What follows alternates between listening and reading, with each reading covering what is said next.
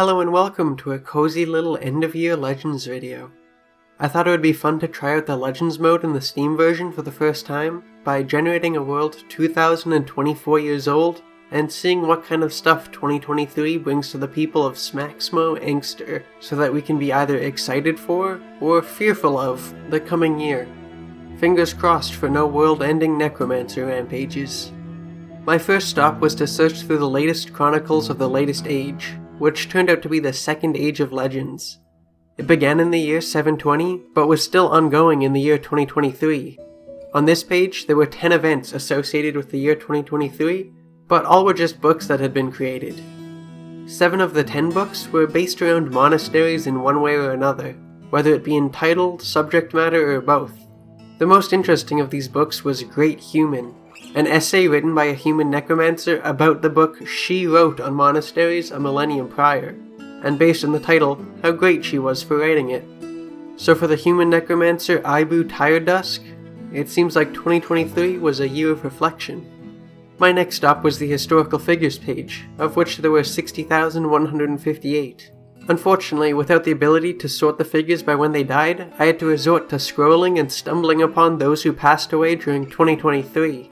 In my hunt, I found quite a few people who actually died of old age right as we got into 2024.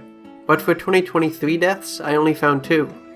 One was yet another person dying of old age, but the other was more interesting. Nethu Wealthseems was a 2-year-old who was attacked by 2 different people who were both infected with the Panther Monster curse, and ended up being devoured by the second one.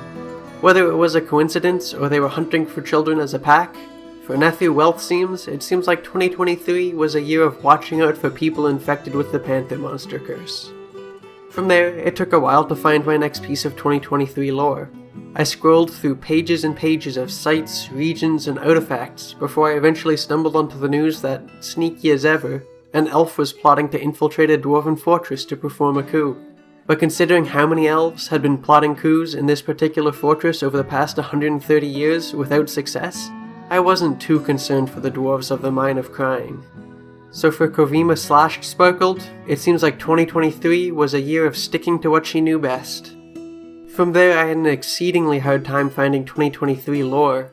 Living historical figures had no recent activity, towns and sites were left without events for centuries, and artifacts ended up in the personal hoards of monsters, never to be seen again. Along my journey, I found some interesting things, like the increasingly short-lived relationships of Iru Fangurge, and the exploits of the grave ghoul Elisa Quietsparkled. But Iru is divorced now, and Elisa was killed by a grizzly bear almost 1600 years ago, so interesting as they may be, they are outside the scope of this video.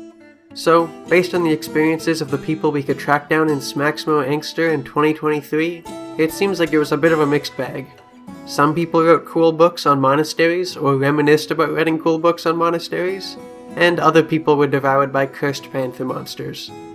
If I had to put money on it, I would guess our 2023 will also be a mixed bag, just like any year is. I just hope there are less cursed panther monsters in this 2023. Thank you for watching and Happy New Year!